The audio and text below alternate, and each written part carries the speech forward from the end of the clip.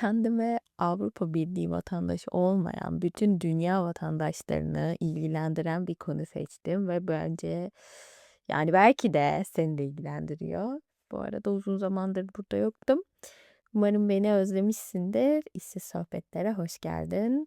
Ne hakkında konuşacağımıza gelirsek bugün EES yani Entry Exit System Schengen bölgesindeki ülkelerin nisan ayı itibariyle geçtiği yeni giriş sistemi hakkında konuşacağız.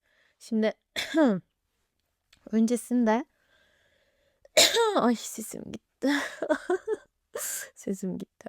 Öncesinde geçen hafta Norveç'e bir seyahat ettim. Aslında buraya bir tane video çekip koymak istiyordum ama çektiğim videolar pek iyi olmadığı için onu başka zamana bıraktım. Biraz acemiliğime geldi yani. Bir dahaki seyahatlerimde eğer yapabilirsem tabii video çekip sizinle de paylaşmak istiyorum.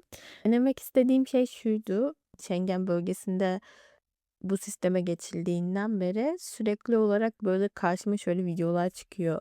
Havaalanına 4 saat önceden gidin. Aman Allah'ım berbat. Her şey birbirine geçmiş. Ne yapacağız biz? Nasıl gireceğiz bu ülkelere? Nasıl çıkacağız böyle? Biraz panik havası hakim gibiydi. Ben de hani böyle gerçekten öcü gibi bir sistem beklediğim için dedim ki bir gideyim de kendim deneyeyim. Sonra işte Norveç'e gittim. Oslo şehrine. Havaalanında indikten sonra şey bekliyordum böyle. Genelde videolarda öyle gördüm çünkü böyle otomatik bir sistem, bir kiosk gibi bir şey. Hani oradan kendimiz ilerlemeli bir sistem bekliyordum. Belki de dedim ki daha da konforlu olur hani çünkü hani hepiniz görmüşsünüzdür. Neden geldin? Ne zaman gideceksin? İşte böyle hatta bir kere bana şey demişlerdi. İsveç'e gitmiştim işte. Girişte de değil bu arada çıkışta. Pasaport polisi bana dedi ki sen İsveç'te olamazsın. Dedim ki nasıl yani olamam? Dedi ki vizeye başvururken İsveç'e seyahat edeceğini söylememişsin. Ben de dedim ki yani benim 3 yıllık vizem var. Hani 3 yıl içerisinde yapacağım bütün seyahatleri nasıl planlayabilirim ki? Böyle bir şey mümkün değil yani. Hani bana orada böyle o vizeyi kullanamayacağıma ilişkin baskı yaptı. Hatta bana şey falan dedi. İnsanlarla görüşmüyor musunuz? Neden seyahatlerin hakkında bilgi vermiyorsun falan. Hani aslında sisteme de hakim olan birisi değil. Çünkü vize alırken hiçbir şekilde biz bir insanla muhatap olmuyoruz ki. Götürüp dosyamızı veriyoruz. Onlar değerlendirip bize dosyamızı geri veriyorlar yani.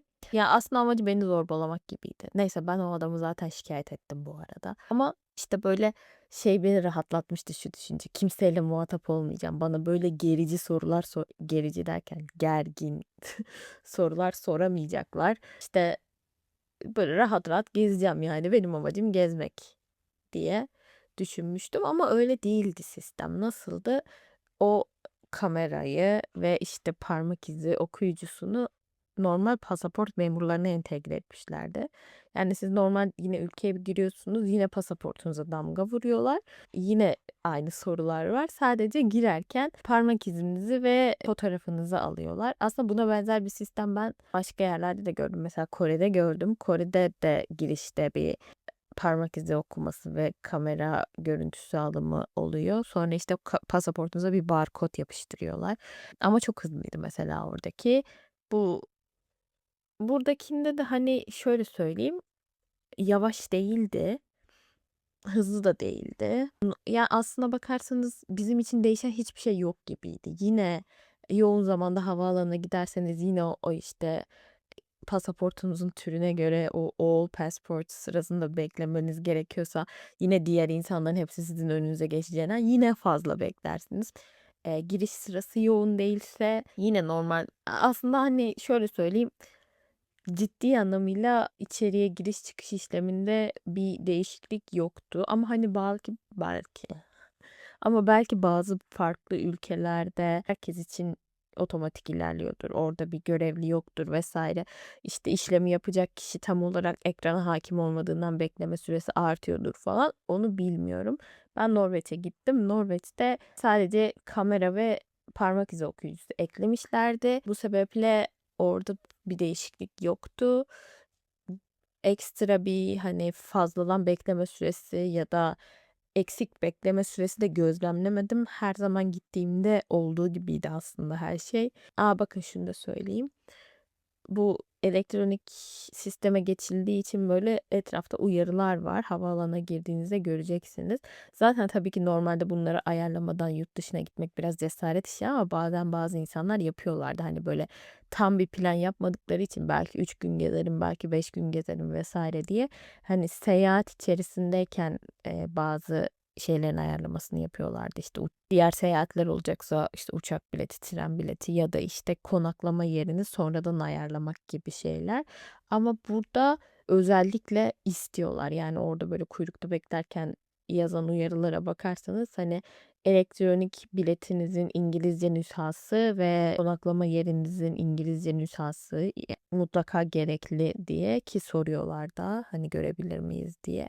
Bu sebeple ayarlamadan gitmeyin. Ayarlamayı unutmayın. Elinizde bir rezervasyon ve dönüş bileti mutlaka olsun.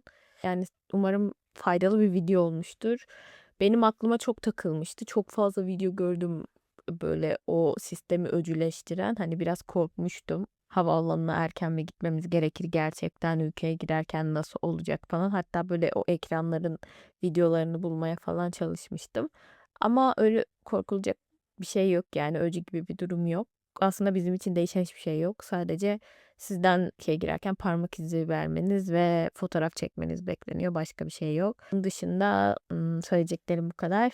Biraz geç video çektim. Bu hafta birazcık benim için değişik bir hafta oldu. Yoğundu. O sebeple videom biraz gecikti. Bir sonraki videolarımda daha değişik konularla burada buluşmak üzere. Şimdilik hoşça kalın. Kendinize dikkat edin. Bay bay.